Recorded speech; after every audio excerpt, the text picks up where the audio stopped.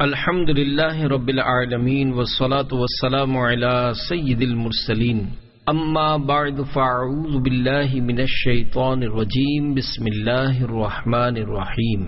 امام حسین رضی اللہ تعالی عنہ کی کرامات، درود شریف کی فضیلت۔ اللہ پاک کے پیارے نبی صلی اللہ علیہ وآلہ وسلم کا فرمان رحمت نشان ہے، جب جمعرات کا دن آتا ہے اللہ تعالیٰ فرشتوں کو بھیجتا ہے جس کے پاس چاندی کے کاغذ اور سونے کے قلم ہوتے ہیں۔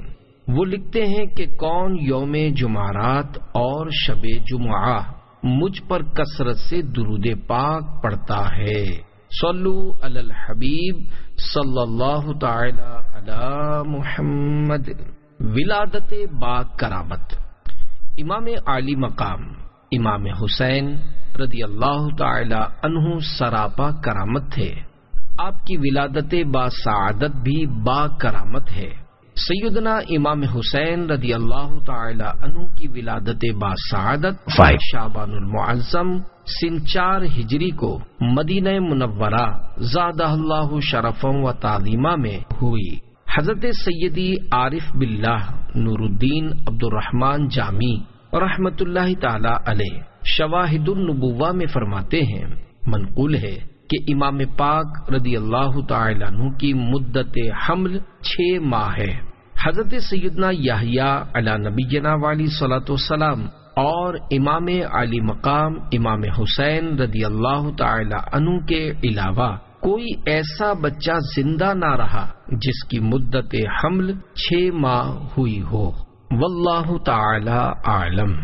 مرحبا سرور عالم کے پسر آئے ہیں، سیدہ فاطمہ کے لخت جگر آئے ہیں، واہ قسمت کے چراغ حرمین آئے ہیں، اے مسلمانوں مبارک کے حسین آئے ہیں۔ صلو علی الحبیب صلی اللہ تعالی علی محمد۔ نام و القاب۔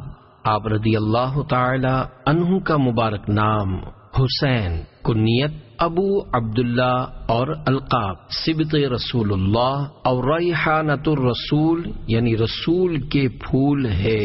کیا بات رضا اس چمنستان کرم کی، کیا بات رضا اس چمنستان کرم کی، زہرا ہے کلی جس میں حسین اور حسن پھول۔ صلو علی الحبیب صلی اللہ تعالی علی محمد۔ حسین کے 4 حروف کی نسبت سے امام حسین کے فضائل پر 4 فرامین مصطفیٰ صلی اللہ تعالی علیہ وآلہ وسلم۔ نمبر 1، حسین رضی اللہ تعالی عنہ مجھ سے ہے اور میں حسین رضی اللہ تعالی عنہ سے ہوں۔ اللہ پاک اس سے محبت فرماتا ہے جو حسین رضی اللہ تعالی عنہ سے محبت کرے۔ نمبر 2، حسن و حسین رضی اللہ تعالی عنہما سے جس نے محبت کی اس نے مجھ سے محبت کی، اور جس نے ان سے دشمنی کی اس نے مجھ سے دشمنی کی۔ نمبر 3، حسن و حسین رضی اللہ تعالی عنہما دنیا میں میرے 2 پھول ہیں۔ نمبر 4، حسن و حسین رضی اللہ تعالی عنہما جنتی جوانوں کے سردار ہیں۔ رخسار سے انوار کا اظہار۔ حضرت علامہ جامی رحمت اللہ تعالی علیہ مزید فرماتے ہیں، حضرت امام علی مقام سیدنا امام حسین رضی اللہ تعالی عنہ کی شان یہ تھی کہ جب اندھیرے میں تشریف فرما ہوتے تو آپ رضی اللہ تعالی عنہ کی مبارک پیشانی اور دونوں مقدس رخسار سے انوار نکلتے اور قرب و جوار ضیاء بار یعنی روشن ہو جاتے۔ تیری نسل پاک میں ہے بچہ بچہ نور کا، تو ہے عین نور تیرا سب گھرانہ نور کا۔ صلو علی الحبیب صلی اللہ تعالی علی محمد۔ کنویں کا پانی ابل پڑا۔ حضرت سیدنا امام علی مقام امام حسین رضی اللہ تعالی عنہ جب مدینہ منورہ سے مکہ مکرمہ زادہم اللہ شرفا و تعظیما کی طرف روانہ ہوئے تو راستے میں حضرت سیدنا ابن مطیع رحمت اللہ تعالی علیہ سے ملاقات ہوئی۔ انہوں نے عرض کی میرے کنویں میں پانی بہت ہی کم ہے، برائے کرم دعائے برکت سے نواز دیجیے۔ آپ رضی اللہ تعالی عنہ نے اس کنویں کا پانی طلب فرمایا۔ جب پانی کا ڈول حاضر کیا گیا تو آپ رضی اللہ تعالی عنہ نے منہ لگا کر اس میں سے پانی نوش کیا اور کلی کی، پھر ڈول کو واپس کنویں میں ڈال دیا تو کنویں کا پانی کافی بڑھ بھی گیا اور پہلے سے زیادہ میٹھا اور لذیذ بھی ہو گیا۔ باغ جنت کے ہیں بہرے مدحا خانے اہل بیت، تم کو مجدہ نار کا اے دشمنان اہل بیت۔ صلو علی الحبیب صلی اللہ تعالی علی محمد۔ سونے کے سکوں کی تھیلیاں۔ حضرت سیدنا امام حسین رضی اللہ تعالی عنہ کی خدمت میں ایک شخص نے اپنی تنگ دستی یعنی غربت کی شکایت کی۔ آپ رضی اللہ تعالی عنہ نے فرمایا تھوڑی دیر بیٹھ جاؤ۔ ابھی کچھ ہی دیر گزری تھی کہ حضرت سیدنا امیر معاویہ رضی اللہ تعالی عنہ کی طرف سے 1000 دینار یعنی سونے کے سکوں کی 5 تھیلیاں آپ رضی اللہ تعالی عنہ کی بارگاہ میں پیش کی گئیں۔ حضرت سیدنا امام حسین رضی اللہ تعالی عنہ نے وہ ساری رقم اس غریب آدمی کے حوالے کر دی اور اس کرم نوازی کے باوجود تاخیر پر معذرت فرمائی۔ یا شہید کربلا فریاد ہے، نور چشم فاطمہ فریاد ہے میری حاجت میں طیبہ میں مروں، اے میرے حاجت روا فریاد ہے۔ صلو علی الحبیب صلی اللہ تعالی علی محمد۔ گھوڑے نے بد لگام کو آگ میں ڈال دیا۔ امام علی مقام امام حسین رضی اللہ تعالی عنہ یوم عاشورہ یعنی بروز جمعۃ المبارک 10 محرم الحرام 61 سنہ ہجری کو یزیدیوں پر اتمام حجت کرنے کے لیے جس وقت میدان کربلا میں خطبہ ارشاد فرما رہے تھے، اس وقت آپ رضی اللہ تعالی عنہ کے مظلوم قافلے کے خیموں کی حفاظت کے لیے خندق میں روشن کردہ آگ کی طرف دیکھ کر ایک بد زبان یزیدی مالک بن عروہ اس طرح بکواس کرنے لگا، اے حسین رضی اللہ تعالیٰ عنہ، تم نے وہاں کی آگ سے پہلے یہیں آگ لگا دی۔ حضرت سیدنا امام علی مقام رضی اللہ تعالی عنہ نے فرمایا، اے دشمن خدا تو جھوٹا ہے، کیا تجھے یہ گمان ہے کہ معاذ اللہ عز و جل میں دوزخ میں جاؤں گا؟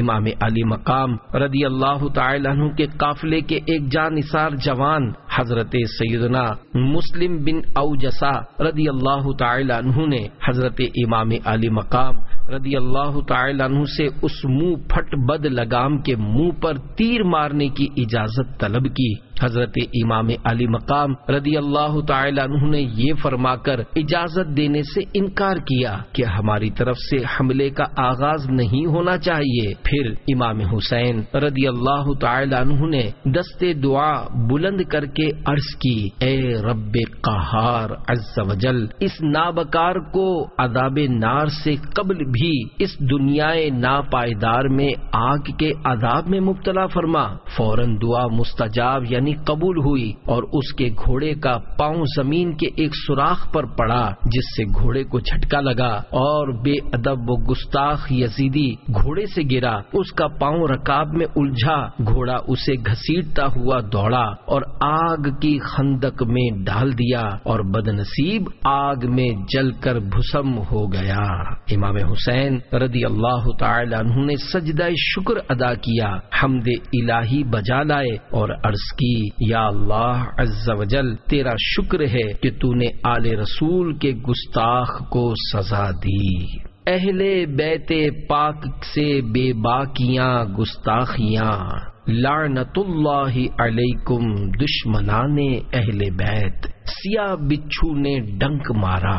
گستاخ و بد لگام یزیدی کا ہاتھوں ہاتھ بھیانک انجام دیکھ کر بھی بجائے عبرت حاصل کرنے کے اس کو ایک اتفاقی امر سمجھتے ہوئے ایک بے باک یزیدی نے بکا، آپ کو اللہ عز و جل کے رسول صلی اللہ علیہ وآلہ وسلم سے کیا نسبت؟ یہ سن کر قلب امام کو سخت ایذا پہنچی اور تڑپ کر دعا مانگی، اے رب جبار عز وجل اس بدگفتار کو اپنے عذاب میں گرفتار فرما۔ دعا کا اثر ہاتھوں ہاتھ ظاہر ہوا۔ اس بکواسی کو ایک دم قضائے حاجت کی ضرورت پیش آئی، فوراً گھوڑے سے اتر کر ایک طرف کو بھاگا اور برہنہ ہو کر بیٹھا۔ ناگاہ ایک سیاہ بچھو نے ڈنک مارا، نجاست آلودہ تڑپتا پھرتا تھا، نہایت ہی ذلت کے ساتھ اپنے لشکریوں کے سامنے اس بد زبان کی جان نکلی، مگر ان سنگ دلوں اور بے شرموں کو عبرت نہ ہوئی۔ اس واقعے کو بھی ان لوگوں نے اتفاقی امر سمجھ کر نظر انداز کر دیا۔ علی کے پیارے خاتون قیامت کے جگر پارے، زمین سے آسماں تک دھوم ہے ان کی سیادت کی۔ گستاخ حسین پیاسا مرا۔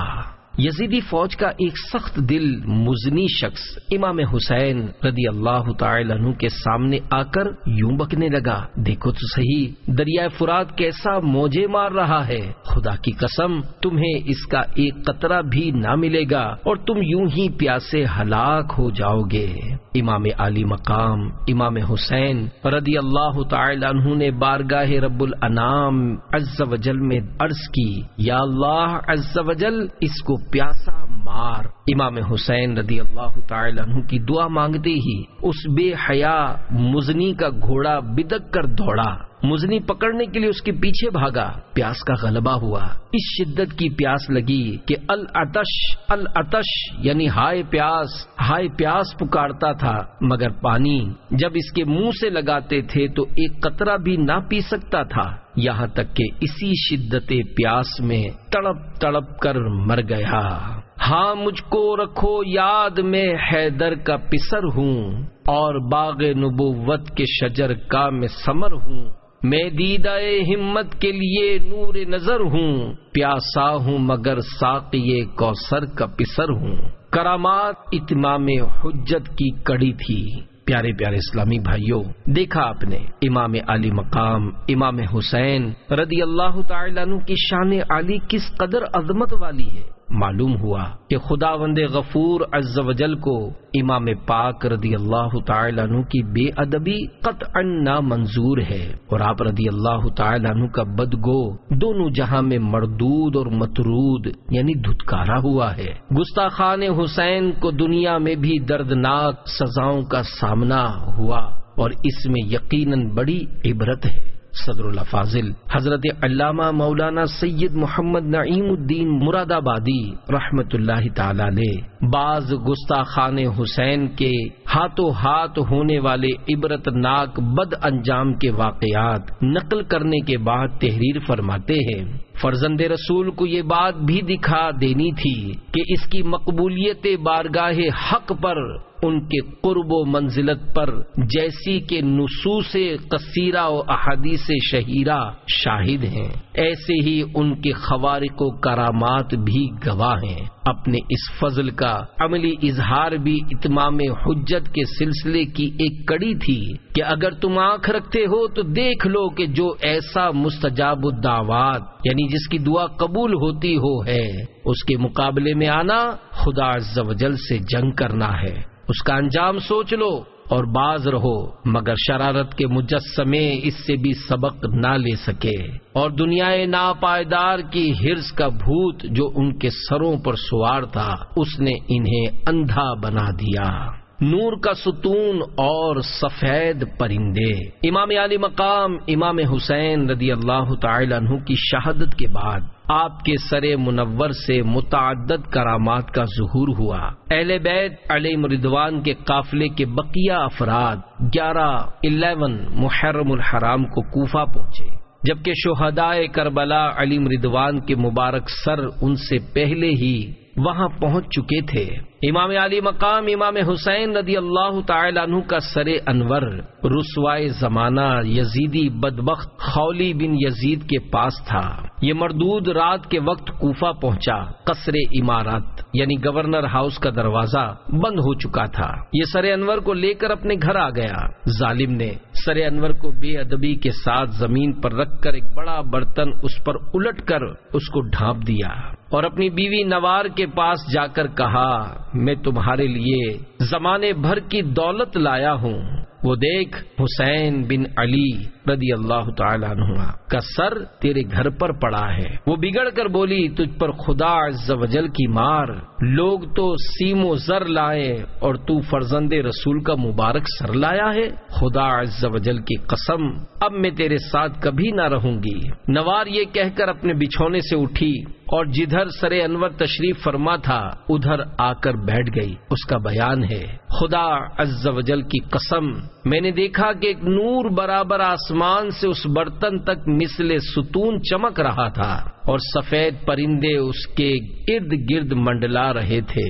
جب صبح ہوئی تو خولی بن یزید سر انور کو ابن زیاد بدنہاد کے پاس لے گیا۔ بہاروں پر ہیں آج آرائشیں گلزار جنت کی، سواری آنے والی ہے شہیدان محبت کی۔ خولی بن یزید کا دردناک انجام۔ دنیا کی محبت اور مال و زر کی ہوس انسان کو اندھا اور انجام سے بے خبر کر دیتی ہے۔ بدبخت خولی بن یزید نے دنیا ہی کی محبت کی وجہ سے مظلوم کربلا کا سر انور تن سے جدا کیا تھا، مگر چند ہی برس کے بعد اس دنیا ہی میں اس کا ایسا خوفناک انجام ہوا کہ کلیجہ کانپ جاتا ہے۔ چنانچہ چند ہی برس کے بعد مختار ثقفی نے قاتلین امام حسین کے خلاف جو انتقامی کارروائی کی، اس ضمن میں صدر الافاضل حضرت علامہ مولانا سید محمد نعیم الدین مراد آبادی رحمت اللہ تعالی علیہ فرماتے ہیں مختار نے ایک حکم دیا کہ کربلا میں جو شخص لشکر یزید کے سپہ سالار عمرو بن سعد کا شریک تھا وہ جہاں پایا جائے مار ڈالا جائے۔ یہ حکم سن کر کوفہ کے جفا شعار سورما بصرہ بھاگنا شروع ہوئے۔ مختار کے لشکر نے ان کا تعاقب کیا، جس کو جہاں پایا ختم کر دیا، لاشیں جلا ڈالیں، گھر لوٹ لیے۔ خولی بن یزید وہ خبیث ہے جس نے حضرت امام علی مقام سیدنا امام حسین رضی اللہ تعالی عنہ کا سر مبارک تن اقدس سے جدا کیا تھا۔ یہ روسیا بھی گرفتار کر کے مختار کے پاس لایا گیا۔ مختار نے پہلے اس کے چاروں ہاتھ پیر کٹوائے، پھر سولی چڑھایا، آخر آگ میں جھونک دیا۔ اس طرح لشکر ابن سعد کے تمام اشرار کو طرح طرح کے عذابوں کے ساتھ ہلاک کیا۔ 6000 کوفی جو حضرت امام علی مقام رضی اللہ تعالی عنہ کے قتل میں شریک تھے ان کو مختار نے طرح طرح کے عذابوں کے ساتھ ہلاک کر دیا۔ اے تشنگانے خون جوانان اہل بیت، دیکھا کہ تم کو ظلم کی کیسی سزا ملی، کتوں کی طرح لاشیں تمہارے سڑا کیے، گھوڑے پہ بھی نہ گور کو تمہاری جا ملی، رسوائے خلق ہو گئے برباد ہو گئے، مردود و تم کو ذلت ہر دو سرا ملی، تم نے اجاڑا حضرت زہرا کا بوستان، تم خود اجڑ گئے تمہیں یہ بد دعا ملی، دنیا پرستو دین سے منہ موڑ کر تمہیں دنیا ملی نہ عیش و طرب کی ہوا ملی، آخر دکھایا رنگ شہیدوں کے خون نے، سر کٹ گئے امان تمہیں ایک ذرا ملی، پائی ہے کیا نعیم انہوں نے ابھی سزا، دیکھیں گے وہ جحیم میں جس دن سزا ملی۔ سر اقدس کی تلاوت حضرت سیدنا زید بن ارقم رضی اللہ تعالی عنہ کا بیان ہے جب یزیدیوں نے حضرت امام علی مقام امام حسین رضی اللہ تعالی عنہ کے سر انور کو نیزے پر چڑھا کر کوفہ کی گلیوں میں گشت کیا، اس وقت میں اپنے مکان کے بالا خانے پر تھا۔ جب سر مبارک میرے سامنے سے گزرا تو میں نے سنا کہ سر پاک نے پارہ 15 سورۃ الکہف کی آیت نمبر 9 تلاوت فرمائی۔ ام حسبت ان اصحاب الكهف والرقيم كانوا من آیاتنا عجبا۔ ترجمہ کنز الایمان۔ کیا تمہیں معلوم ہوا کہ پہاڑ کی کوہ یعنی غار اور جنگل کے کنارے والے ہماری ایک عجیب نشانی تھے؟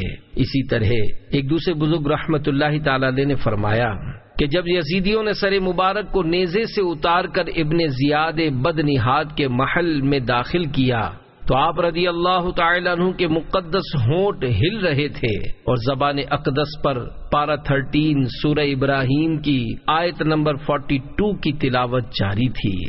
وَلَا تَحْسَبَنَّ اللَّهَ غَافِلًا عَمَّا يَعْمَلُ الظَّالِمُونَ۔ ترجمہ کنز الایمان۔ اور ہرگز اللہ عز و جل کو بے خبر نہ جاننا ظالموں کے کام سے۔ عبادت ہو تو ایسی ہو، تلاوت ہو تو ایسی ہو، سر شبیر تو نیزے پہ بھی قرآن سناتا ہے۔ صلو علی الحبیب صلی اللہ تعالی علی محمد۔ منہال بن عمرو کہتے ہیں واللہ عز و جل میں نے بچشم خود دیکھا کہ جب امام حسین رضی اللہ تعالی عنہ کے سر انور کو لوگ نیزے پر لیے جاتے تھے، اس وقت میں دمشق میں تھا۔ سر مبارک کے سامنے ایک شخص سورۃ الکہف پڑھ رہا تھا۔ جب وہ آیت نمبر 9 پر پہنچا، ام حسبت ان اصحاب الکہف والرقیم كانوا من آیاتنا عجبا۔ ترجمہ کنز الایمان۔ کیا تمہیں معلوم ہوا کہ پہاڑ کی کوہ یعنی غار اور جنگل کے کنارے والے ہماری ایک عجیب نشانی تھے؟ اس وقت اللہ تعالیٰ نے قوت گویائی بخشی تو سر انور نے بزبان فصیح فرمایا، اصحاب کہف کے واقعے سے میرا قتل اور میرے سر کو لیے پھرنا عجیب تر ہے۔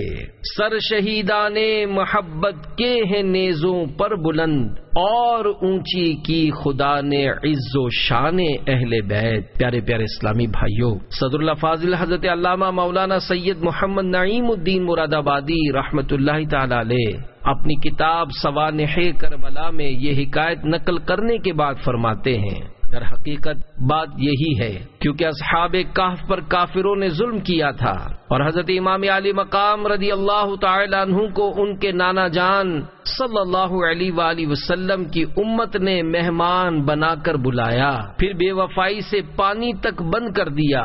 آل و اصحاب علیہم رضوان کو حضرت امام پاک رضی اللہ تعالی عنہ کے سامنے شہید کیا، پھر خود حضرت امام علی مقام رضی اللہ تعالی عنہ کو شہید کیا، اہل بیت کرام علیہم رضوان کو اسیر یعنی قیدی بنایا، سر مبارک کو شہر شہر پھرایا۔ اصحاب کہف سال ہا سال کی طویل نیند کے بعد بولے یہ ضرور عجیب ہے، مگر سر انور کا تن مبارک سے جدا ہونے کے بعد کلام فرمانا عجیب تر ہے۔ خون سے لکھا ہوا شعر۔ یزید پلید کے ناپاک لشکری جب سیدنا امام حسین رضی اللہ تعالی عنہ کے سر مبارک کو لے کر چلے اور پہلی منزل میں ٹھہر کر نبیذ یعنی کھجور کا شیرہ پینے لگے، ایک اور روایت میں ہے وَهُمْ يَشْرَبُونَ الْخَمْرَ یعنی وہ شراب پینے لگے۔ اتنے میں ایک لوہے کا قلم نمودار ہوا اور اس نے خون سے یہ شعر لکھا، یعنی کیا حسین رضی اللہ تعالی عنہ کے قاتل یہ بھی امید رکھتے ہیں کہ روز قیامت ان کے نانا جان صلی اللہ علیہ وآلہ وسلم کی شفاعت پائیں گے؟ بعض روایات میں ہے کہ حضور سرور عالم صلی اللہ علیہ وآلہ وسلم کی بعثت شریفہ سے 300 برس پیشتر یہ شعر ایک پتھر پر لکھا ہوا ملا۔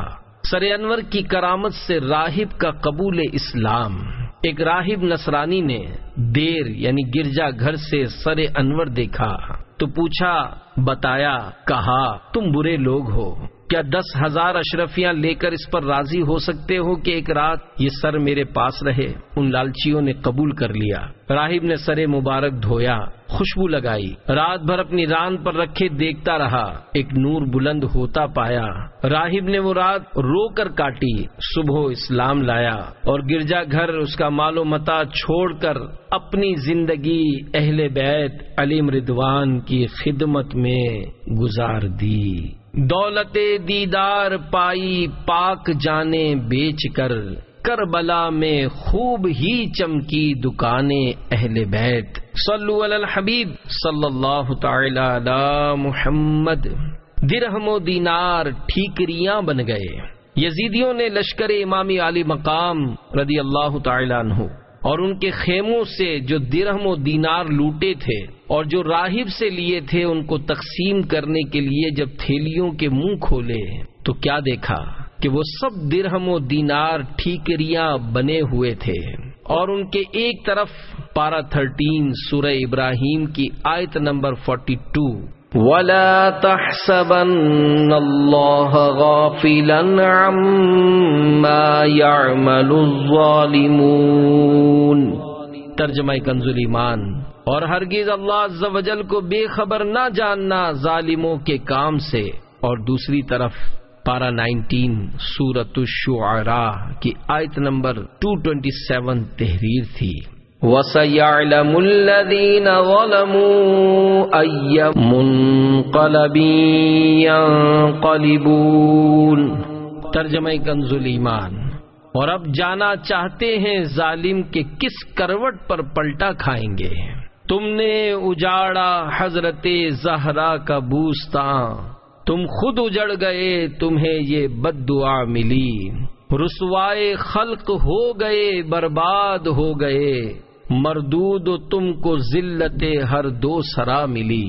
پیارے پیارے اسلامی بھائیوں، یہ قدرت کی طرف سے ایک درس عبرت تھا کہ بدبختو، تم نے اس فانی دنیا کی خاطر دین سے منہ موڑا اور آل رسول صلی اللہ علیہ وآلہ وسلم پر ظلم و ستم کا پہاڑ توڑا۔ یاد رکھو، دین سے تم نے سخت لاپرواہی برتی، اور جس فانی و بے وفا دنیا کے حصول کے لیے ایسا کیا وہ بھی تمہارے ہاتھ نہیں آئے گی، اور تم خسرت دنیا والآخرہ، یعنی دنیا میں بھی نقصان اور آخرت میں بھی نقصان کا مصداق ہو گئے۔ دنیا پرستو دین سے منہ موڑ کر تمہیں دنیا ملی نہ عیش و طرب کی ہوا ملی۔ تاریخ شاہد ہے کہ مسلمانوں نے جب کبھی عملاً دین کے مقابلے میں اس فانی دنیا کو ترجیح دی تو اس بے وفا دنیا سے بھی ہاتھ دھو بیٹھے، اور جنہوں نے اس فانی دنیا کو لات ماری اور قرآن و سنت کے احکامات پر مضبوطی سے قائم رہے اور دین و ایمان سے منہ نہیں موڑا، بلکہ اپنے کردار و عمل سے یہ ثابت کیا کہ سر کٹے کنبا مرے سب کچھ لوٹے، دامن احمد نہ ہاتھوں سے چھٹے، تو دنیا ہاتھ باندھ کر ان کے پیچھے پیچھے ہو گئی اور وہ دارین میں سرخرو ہوئے۔ میرے آقا اعلی حضرت رحمت اللہ تعالی علیہ فرماتے ہیں، وہ کہ اس در کا ہوا خلق خدا اس کی ہوئی، وہ کہ اس در سے پھرا اللہ اس سے پھر گیا۔ سر انور کہاں مدفون ہوا؟ امام علی مقام حضرت سیدنا امام حسین رضی اللہ تعالی عنہ کے سر انور کے مدفن کے بارے میں اختلاف ہے۔ امام علی مقام حضرت سیدنا امام حسین رضی اللہ تعالی عنہ کے سر انور کو جنت البقیع شریف میں حضرت سیدتنا فاطمہ زہرا رضی اللہ تعالی عنہا کے پہلو میں دفن کر دیا گیا۔ بعض کہتے ہیں کہ کربلا میں سر انور کو جسد مبارک سے ملا کر دفن کیا۔ بعض کا کہنا ہے یزید نے حکم دیا تھا کہ امام حسین رضی اللہ تعالی عنہ کے سر انور کو شہروں میں پھراؤ۔ پھرانے والے جب اسقلان پہنچے تو وہاں کے امیر نے ان سے لے کر دفن کر دیا۔ جب اسقلان پر فرنگیوں کا غلبہ ہوا تو طلاع بن رزیق، جس کو صالح کہتے ہیں، نے 30,000 دینار دے کر فرنگیوں سے سر انور لینے کی اجازت حاصل کی، اور مع فوج و خدام ننگے پاؤں وہاں سے 8 جمادی الاخر سن 548 سن ہجری بروز اتوار مصر میں لایا۔ اس وقت بھی سر انور کا خون تازہ تھا اور اس سے مشک کی سی خوشبو آتی تھی۔ پھر اس نے سبز حریر یعنی ریشم کی تھیلی میں آبنوسی کرسی پر رکھ کر اس کے ہم وزن مشک و عنبر اور خوشبو اس کے نیچے ارد گرد رکھوا کر اس پر مشہد حسینی بنوایا، جو قاہرہ مصر میں خان خلیلی کے مشہد حسینی مشہور ہے۔ البتہ یہ جو کہا گیا ہے کہ سر مبارک اسقلان یا قاہرہ مصر میں دفن ہے، علامہ قرطبی رحمت اللہ تعالی علیہ وغیرہ نے اس کا انکار کیا ہے۔ کس شقی کی ہے حکومت، ہائے کیا اندھیر ہے، دن دہاڑے لٹ رہا ہے کاروانے اہل بیت۔ تربت سر انور کی زیارت۔ حضرت سیدنا شیخ عبد الفتاح بن ابی بکر بن احمد شافعی خلوتی رحمت اللہ تعالی علیہ اپنے رسالے نور العین میں نقل فرماتے ہیں، شیخ الاسلام شمس الدین لقانی رحمت اللہ تعالی علیہ، جو کہ اپنے وقت کے شیخ الشیوخ مالکیہ تھے، ہمیشہ مشہد مبارک میں سر انور کی زیارت کو حاضر ہوتے اور فرماتے کہ حضرت امام علی مقام رضی اللہ تعالی عنہ کا سر انور اسی مقام پر ہے۔ حضرت سیدنا امام عبد الوہاب شارانی رحمت اللہ تعالی علیہ فرماتے ہیں کہ ایک بار میں اور حضرت شیخ شہاب الدین بن جلبی حنفی رحمت اللہ تعالی علیہ نے مشہد حسینی کی زیارت کی۔ شبہ ہو رہا تھا کہ سر مبارک اس مقام پر ہے یا نہیں۔ اچانک مجھ کو نیند آ گئی۔ میں نے خواب میں دیکھا کہ ایک شخص بصورت نقیب سر مبارک کے پاس سے نکلا اور حضور صلی اللہ تعالی علیہ وآلہ وسلم کے حجرہ مبارکہ میں حاضر ہوا اور عرض کی، یا رسول اللہ صلی اللہ تعالی علیہ وآلہ وسلم، احمد بن حلبی اور عبد الوہاب نے آپ کے شہزادے امام حسین رضی اللہ تعالی عنہ کے سر مبارک کے مدفن کی زیارت کی ہے۔ آپ صلی اللہ تعالی علیہ وآلہ وسلم نے فرمایا، اے اللہ ان دونوں کی زیارت کو قبول فرما اور دونوں کو بخش دے۔ حضرت سیدنا شیخ شہاب الدین حنفی رحمت اللہ تعالی علیہ فرماتے ہیں کہ اس دن سے مجھے یقین ہو گیا کہ حضرت امام علی مقام رضی اللہ تعالی عنہ کا سر انور یہیں تشریف فرما ہے۔ پھر میں نے مرنے تک سر مکرم کی زیارت نہیں چھوڑی۔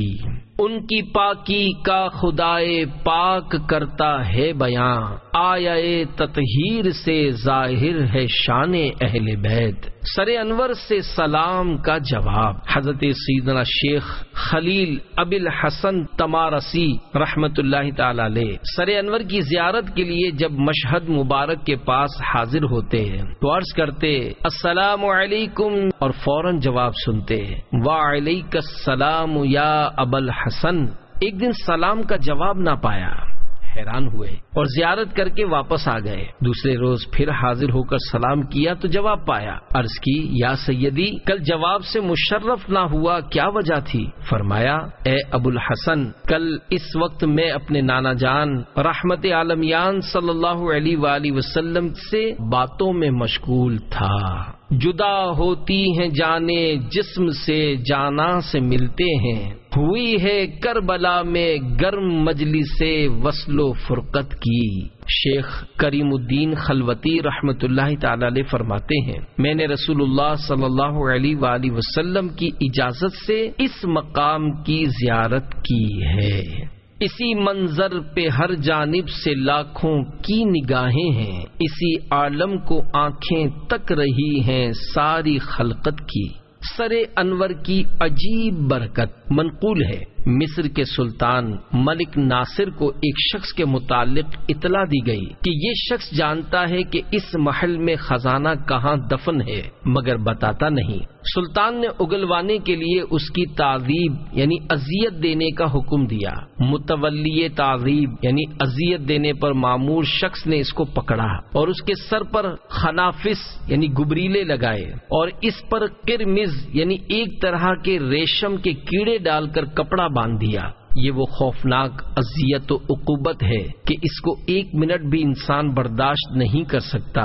اس کا دماغ پھٹنے لگتا ہے اور وہ فوراً راز اگل دیتا ہے، اگر نہ بتائے تو کچھ ہی دیر کے بعد تڑپ تڑپ کر مر جاتا ہے۔ یہ سزا اس شخص کو کئی مرتبہ دی گئی مگر اس کو کچھ بھی اثر نہ ہوا، بلکہ ہر مرتبہ خنافس مر جاتے تھے۔ لوگوں نے اس کا سبب پوچھا تو شخص نے بتایا کہ جب حضرت امام علی مقام سیدنا امام حسین رضی اللہ تعالی عنہ کا سر مبارک یہاں مصر میں تشریف لایا تھا، الحمدللہ عز وجل میں نے اس کو عقیدت سے اپنے سر پر اٹھایا تھا۔ یہ اسی کی برکت اور کرامت ہے۔ پھول زخموں کے کھلائے ہیں ہوائے دوست نے، خون سے سینچا گیا ہے گلستان اہل بیت۔ صلو علی الحبیب صلی اللہ تعالی علی محمد۔ سر مبارک کی چمک دمک ایک روایت یہ بھی ہے کہ سر انور یزید پلید کے خزانے ہی میں رہا جب بنو امیہ کے بادشاہ سلیمان بن عبد الملک کا دور حکومت سن 96 تا 99 سن ہجری آیا اور ان کو معلوم ہوا تو انہوں نے سر انور کی زیارت کی سعادت حاصل کی۔ اس وقت سر انور کی مبارک ہڈیاں سفید چاندی کی طرح چمک رہی تھیں۔ انہوں نے خوشبو لگائی اور کفن دے کر مسلمانوں کے قبرستان میں دفن کروا دیا۔ چہرے میں آفتاب نبوت کا نور تھا، آنکھوں میں شان سولت سرکار بو تراب، رضائے مصطفیٰ کا راز۔ حضرت علامہ ابن حجر حتمی مکی رحمت اللہ تعالی علیہ روایت فرماتے ہیں کہ سلیمان بن عبد الملک جناب رسول اللہ صلی اللہ علیہ وآلہ وسلم کی زیارت سے خواب میں مشرف ہوئے۔ دیکھا کہ اللہ پاک کے پیارے نبی صلی اللہ علیہ وآلہ وسلم ان کے ساتھ ملاطفت یعنی لطف و کرم فرما رہے ہیں۔ صبح انہوں نے حضرت سیدنا حسن بصری رضی اللہ تعالی عنہ سے اس خواب کی تعبیر پوچھی۔ انہوں نے فرمایا شاید تو نے آل رسول کے ساتھ کوئی بھلائی کی ہے۔ عرض کی جی ہاں، میں نے حضرت سیدنا امام عالی مقام امام حسین رضی اللہ تعالی عنہ کے مبارک سر کو خزانہ یزید میں پایا تو اس کو کفن دے کر اپنے رفقا کے ساتھ اس پر نماز پڑھ کر اس کو دفن کیا ہے۔ حضرت سیدنا حسن بصری رضی اللہ تعالی عنہ نے فرمایا آپ کا یہی عمل رضائے محبوب رب لم یزل صلی اللہ علیہ وآلہ وسلم کا سبب ہوا ہے۔ مصطفیٰ عزت بڑھانے کے لیے تعظیم دیں، ہے بلند اقبال تیرا دودھ مانے اہل بیت، صلو علی الحبیب صلی اللہ تعالی علی محمد۔ مختلف مشاہد کی وضاحت۔ خطیب پاکستان واعظ شیریں بیان حضرت مولانا الحاج الحافظ محمد شفیع اوکاڑوی رحمت اللہ تعالی علیہ اپنی تالیف شام کربلا میں تحریر فرماتے ہیں سر انور کے متعلق مختلف روایات ہیں اور مختلف مقامات پر مشاہد بنے ہوئے ہیں۔ مشہد کے ایک معنی ہے تو یہ بھی ہو سکتا ہے کہ ان روایات اور مشاہد کا تعلق چند سروں سے ہو، کیونکہ یزید کے پاس تمام شہدائے اہل بیت علیہم رضوان کے سر بھیجے گئے تھے، تو کوئی سر کہیں اور کوئی کہیں دفن ہوا ہو اور نسبت حسن عقیدت کی بنا پر یا کسی اور وجہ سے صرف حضرت امام حسین رضی اللہ تعالی عنہ کی طرف کر دی گئی ہو۔ واللہ اعلم بحقیقت الحال۔ مغفرت سے مایوس کی لرزہ خیز حکایت۔ حضرت سیدنا ابو محمد سلیمان الاعمش کوفی تابعی رحمت اللہ تعالی علیہ فرماتے ہیں میں حج بیت اللہ کے لیے حاضر ہوا۔ دوران طواف ایک شخص کو دیکھا کہ غلاف کعبہ کے ساتھ چمٹا ہوا کہہ رہا تھا یا اللہ عز و جل مجھے بخش دے، اور میں گمان کرتا ہوں کہ تو مجھے نہیں بخشے گا۔ میں اس کی اس عجیب سی دعا پر بہت متعجب ہوا کہ سبحان اللہ العظیم، آخر اس کا ایسا کون سا گناہ ہے جس کی بخشش کی اس کو امید نہیں، مگر میں طواف میں مصروف رہا۔ دوسرے پھیرے میں بھی سنا تو وہ یہی کہہ رہا تھا۔ میری حیرانی میں مزید اضافہ ہوا۔ میں نے طواف سے فارغ ہو کر اس سے کہا تو ایسے عظیم مقام پر ہے جہاں بڑے سے بڑا گناہ بھی بخشا جاتا ہے، تو اللہ عز و جل سے مغفرت اور رحمت طلب کرتا ہے تو اس سے امید بھی رکھ، کیونکہ وہ بڑا رحیم و کریم عز و جل ہے۔ اس شخص نے کہا اے اللہ کے بندے تو کون ہے؟ میں نے کہا میں سلیمان الاعمش رحمت اللہ تعالی علیہ ہوں۔ اس نے میرا ہاتھ پکڑا اور مجھے ایک طرف لے گیا اور کہنے لگا میرا گناہ بہت بڑا ہے۔ میں نے کہا کیا تیرا گناہ پہاڑوں، آسمانوں، زمینوں اور عرش سے بھی بڑا ہے؟ کہنے لگا ہاں میرا گناہ بہت زیادہ بڑا ہے۔ افسوس اے سلیمان، میں ان 70 بدنصیب آدمیوں میں سے ہوں جو حضرت سیدنا امام علی مقام امام حسین رضی اللہ تعالی عنہ کے سر انور کو یزید پلید کے پاس لائے تھے۔ یزید پلید نے اس مبارک سر کو شہر کے باہر لٹکانے کا حکم دیا، پھر اس کے حکم سے اتارا گیا اور سونے کے تشت میں رکھ کر اس کے سونے کے کمرے یعنی بیڈ روم میں رکھا گیا۔ آدھی رات کے وقت یزید پلید کی زوجہ کی آنکھ کھلی تو اس نے دیکھا کہ امام علی مقام رضی اللہ تعالیٰ عنہ کے سر انور سے لے کر آسمان تک ایک نورانی شعاع جگمگا رہی ہے۔ یہ دیکھ کر وہ سخت خوف زدہ ہوئی اور اس نے یزید پلید کو جگایا اور کہا اٹھ کر دیکھو، میں ایک عجیب و غریب منظر دیکھ رہی ہوں۔ یزید نے بھی اس روشنی کو دیکھا اور خاموش رہنے کے لیے کہا۔ جب صبح ہوئی تو اس نے سر مبارک نکلوا کر دیبائے سبز یعنی عمدہ قسم کے سبز کپڑے کے خیمے میں رکھوا دیا اور اس کی نگرانی کے لیے 70 آدمی مقرر کر دیے۔ میں بھی ان میں شامل تھا۔ پھر ہمیں حکم ہوا جاؤ کھانا کھاؤ۔ جب سورج غروب ہو گیا اور کافی رات گزر گئی تو ہم سو گئے۔ یکایک میری آنکھ کھل گئی، کیا دیکھتا ہوں کہ آسمان پر ایک بڑا بادل چھایا ہوا ہے اور اس میں سے گڑ گڑاہٹ اور پروں کی پھڑ پھڑاہٹ کی سی آواز آ رہی ہے۔ پھر وہ بادل قریب ہوتا گیا یہاں تک کہ زمین سے مل گیا اور اس میں سے ایک مرد نمودار ہوا جس پر جنت کے 2 حلے تھے اور اس کے ہاتھ میں ایک فرش اور کرسیاں تھیں۔ اس نے وہ فرش بچھایا اور اس پر کرسیاں رکھ دیں اور پکارنے لگا اے ابو البشر، اے آدم علیہ السلام، تشریف لائیے۔ ایک نہایت حسین و جمیل بزرگ تشریف لائے اور سر مبارک کے پاس کھڑے ہو کر فرمایا سلام ہو تجھ پر اے اللہ کے ولی، سلام ہو تجھ پر اے بقیت الصالحین، زندہ رہے تم سعید ہو کر، قتل ہوئے تم طرید یعنی خلف ہو کر، پیاسے رہے حتیٰ کہ اللہ عز و جل نے تمہیں ہم سے ملا دیا۔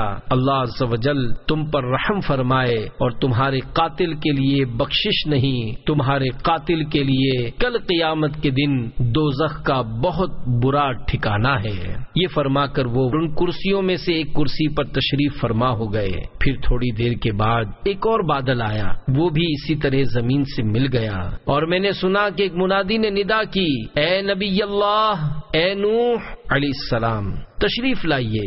ناگاہ ایک صاحب وجاہت زردی مائل چہرے والے بزرگ 2 جنتی حلے پہنے ہوئے تشریف لائے اور انہوں نے بھی وہی الفاظ ارشاد فرمائے اور ایک کرسی پر بیٹھ گئے۔ پھر ایک اور بڑا بادل آیا اور اس میں سے حضرت سیدنا ابراہیم خلیل اللہ علیہ السلام نمودار ہوئے، انہوں نے بھی وہی کلمات فرمائے اور ایک کرسی پر بیٹھ گئے اور اسی طرح حضرت سیدنا موسیٰ کلیم اللہ علیہ السلام اور حضرت سیدنا عیسیٰ روح اللہ علیہ السلام تشریف لائے اور اسی طرح کے کلمات ارشاد فرما کر کرسیوں پر جلوہ افروز ہو گئے۔ پھر ایک بہت ہی بڑا بادل آیا، اس میں سے حضرت سیدنا و مولانا محمد مدنی صلی اللہ علیہ وآلہ وسلم اور حضرت سیدتنا بی بی فاطمہ اور حضرت سیدنا حسن مجتبی رضی اللہ تعالی عنہما اور ملائکہ نمودار ہوئے۔ پہلے اللہ پاک کے پیارے نبی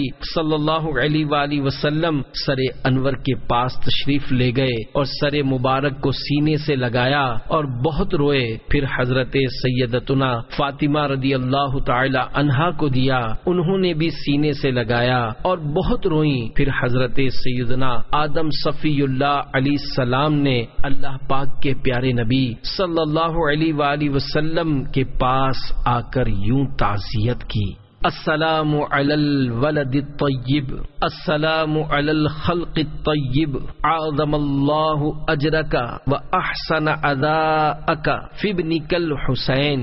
سلام ہو پاکیزہ فطرت و خصلت والے پاک فرزند پر، اللہ عز و جل آپ صلی اللہ علیہ وآلہ وسلم کو بہت زیادہ ثواب عطا فرمائے اور آپ صلی اللہ علیہ وآلہ وسلم کے شہزادہ گرامی حسین رضی اللہ تعالی عنہ کے اس امتحان میں احسن یعنی بہترین صبر دے۔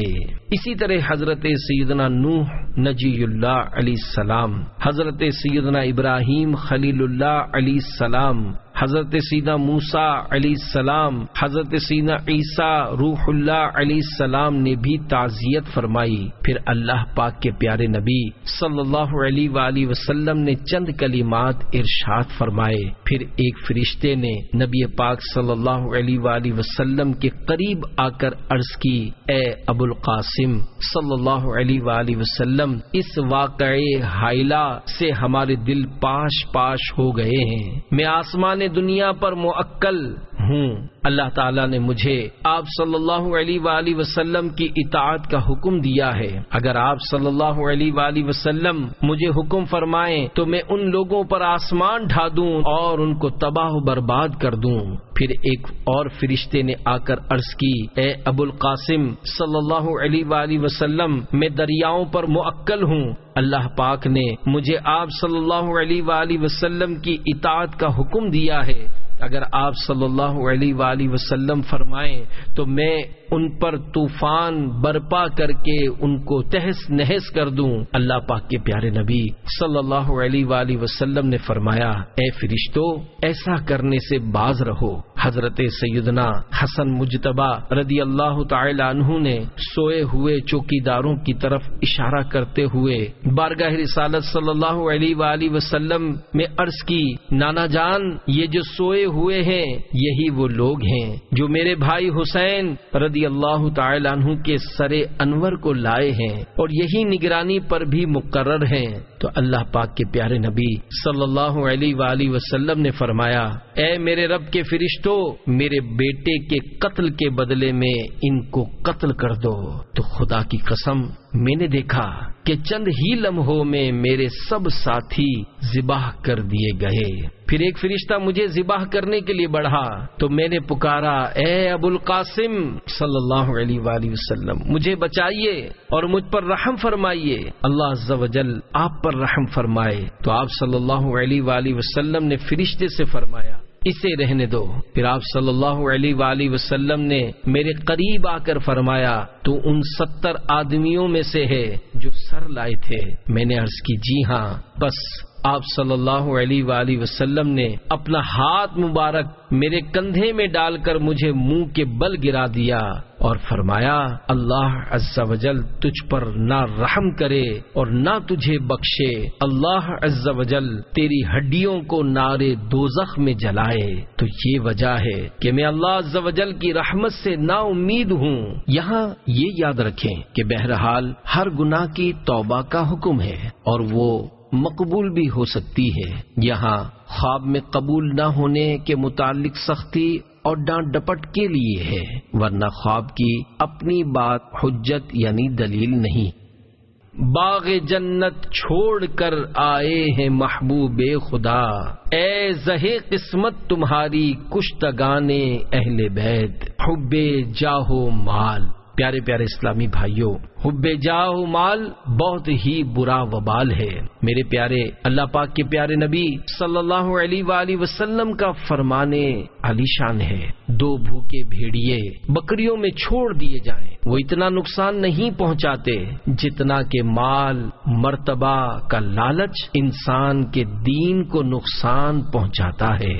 یزید پلید مال و جاہ کی محبت ہی کی وجہ سے سانحۂ حائلہ کرب و بلا کے وقوع کا باعث بنا۔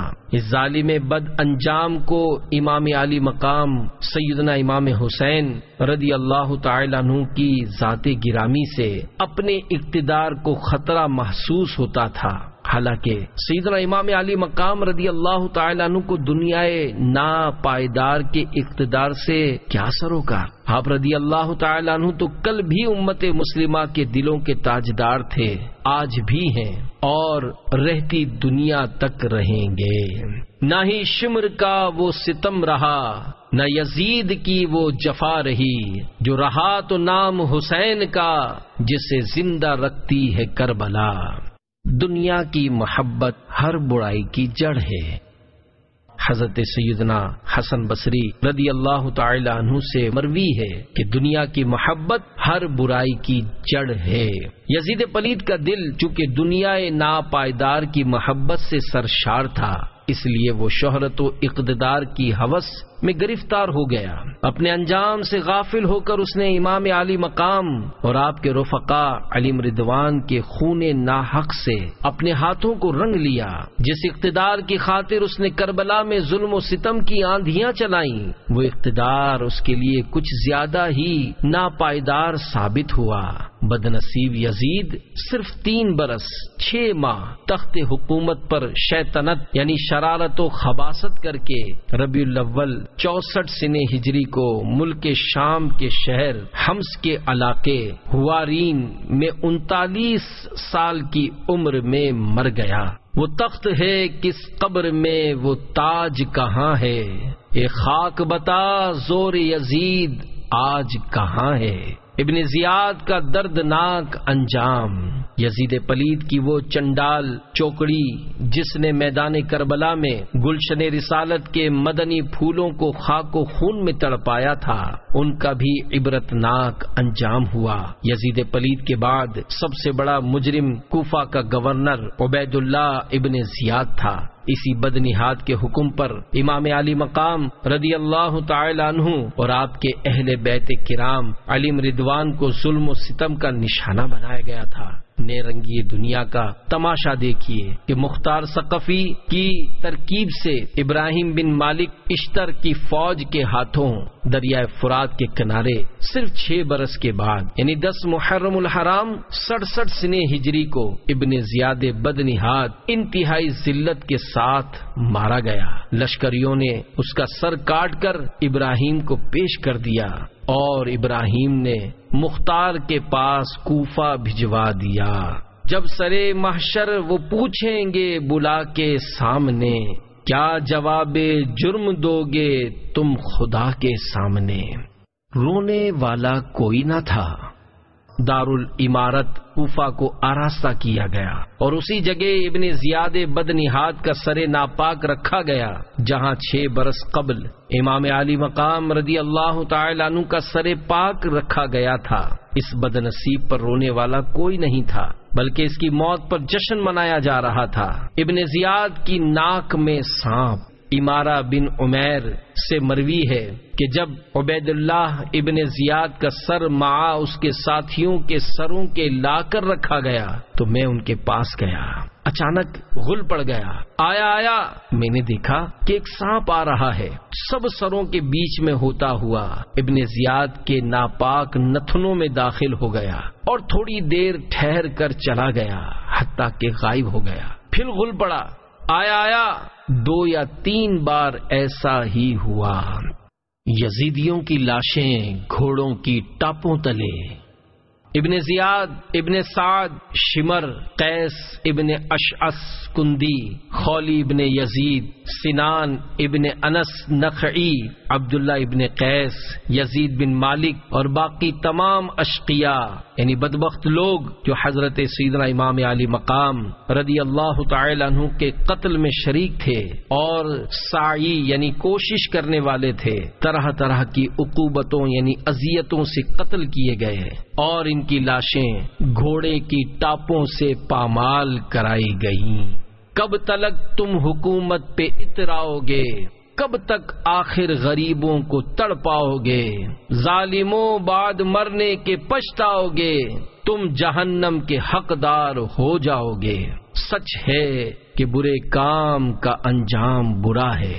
مختار ثقفی نے چن چن کر یزیدیوں کا صفایا کیا۔ ظالموں کو کیا معلوم تھا کہ خون شہداء رنگ لائے گا اور سلطنت کے پرزے اڑ جائیں گے۔ ہر ایک شخص جو قتل امام میں شریک ہوا ہے طرح طرح کے عذابوں سے ہلاک ہوگا۔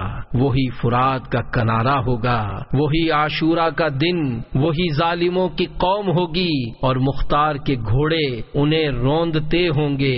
ان کی جماعتوں کی کثرت ان کے کام نہ آئے گی، ان کے ہاتھ پاؤں کاٹے جائیں گے، گھر لوٹے جائیں گے، سولیاں دی جائیں گی، لاشیں سڑیں گی اور دنیا میں ہر شخص تف تف کرے گا۔ ان کی ہلاکت پر خوشی منائی جائے گی۔ معرکہ جنگ میں اگرچہ ان کی تعداد ہزاروں کی ہوگی مگر وہ دل چھوڑ کر ہیجڑوں کی طرح بھاگیں گے اور چوہوں اور کتوں کی طرح انہیں جان بچانی مشکل ہوگی۔ جہاں جہاں پائے جائیں گے مار دیے جائیں گے۔ دنیا میں قیامت میں ان پر نفرت و ملامت کی جائے گی۔ دیکھے ہیں یہ دن اپنے ہی ہاتھوں کی بدولت، دیکھے ہیں یہ دن اپنے ہی ہاتھوں کی بدولت، سچ ہے کہ برے کام کا انجام برا ہے۔ مختار نے نبوت کا دعویٰ کر دیا۔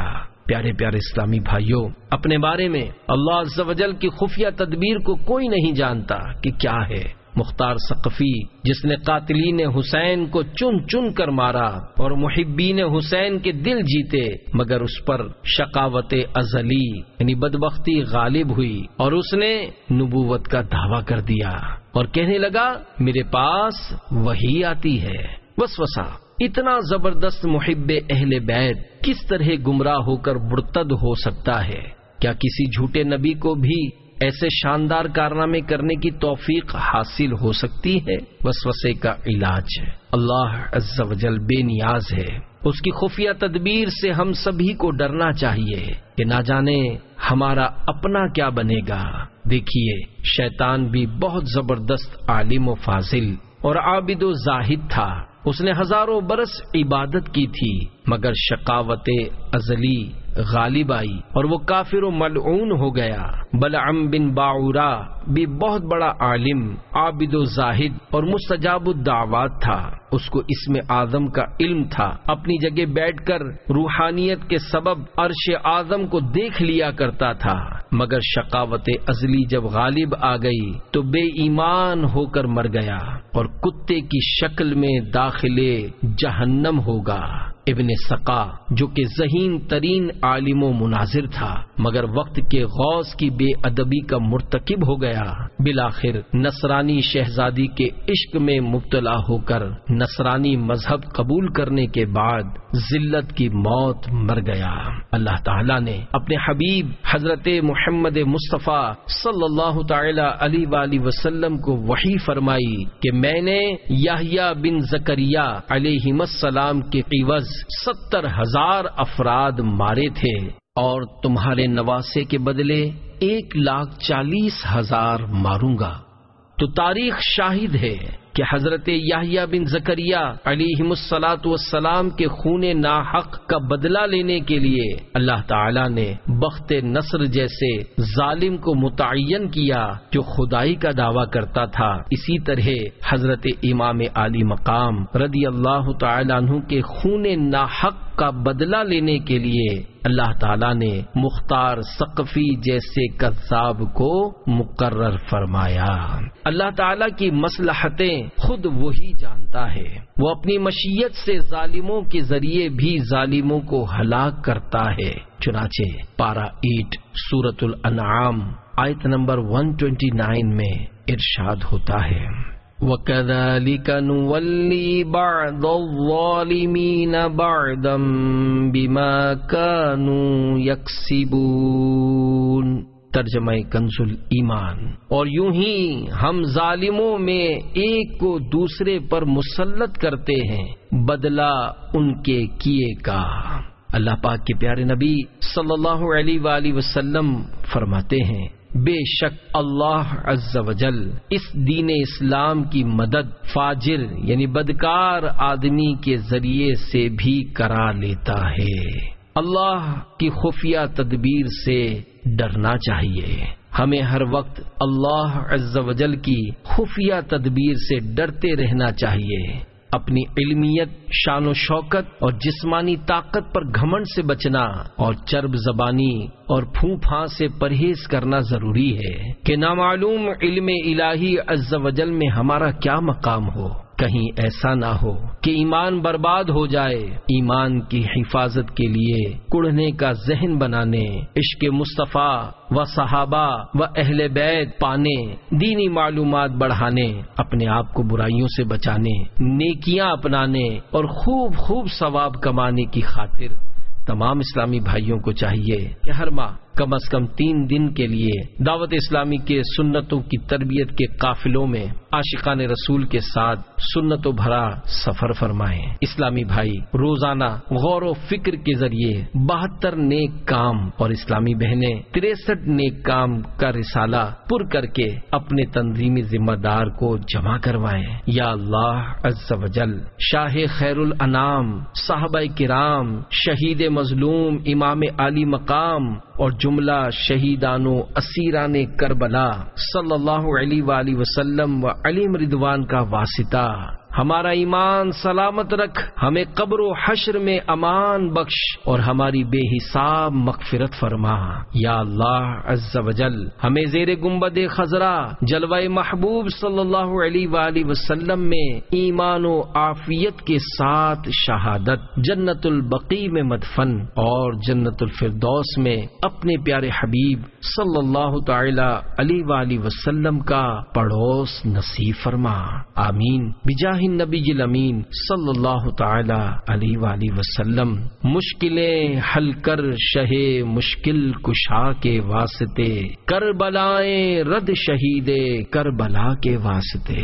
عاشورہ کے روزے کے فضائل۔ شہید کربلا کے 9 حروف کی نسبت سے عاشورہ کو واقع ہونے والے 9 اہم واقعات۔ نمبر 1، عاشورہ یعنی 10 محرم الحرام کے دن حضرت سیدنا نوح علی نبینا وعلیہ الصلوۃ والسلام کی کشتی کوہ جودی پر ٹھہری۔ نمبر 2، اسی دن حضرت سیدنا آدم صفی اللہ علی نبینا وعلیہ الصلوۃ والسلام کی لغزش کی توبہ قبول ہوئی۔ نمبر 3، اسی دن حضرت سیدنا یونس علی نبینا وعلیہ الصلوۃ والسلام کی قوم کی توبہ قبول ہوئی۔ نمبر 4، اسی دن حضرت سیدنا ابراہیم خلیل اللہ علی نبینا وعلیہ الصلوۃ والسلام پیدا ہوئے۔ نمبر 5، اسی دن حضرت سیدنا عیسیٰ روح اللہ علی نبینا وعلیہ الصلوۃ والسلام پیدا کیے گئے۔ نمبر 6، اسی دن حضرت سیدنا موسیٰ کلیم اللہ علی نبینا وعلیہ الصلوۃ والسلام اور ان کی قوم کو نجات ملی اور فرعون اپنی قوم سمیت دریائے نیل میں غرق ہوا۔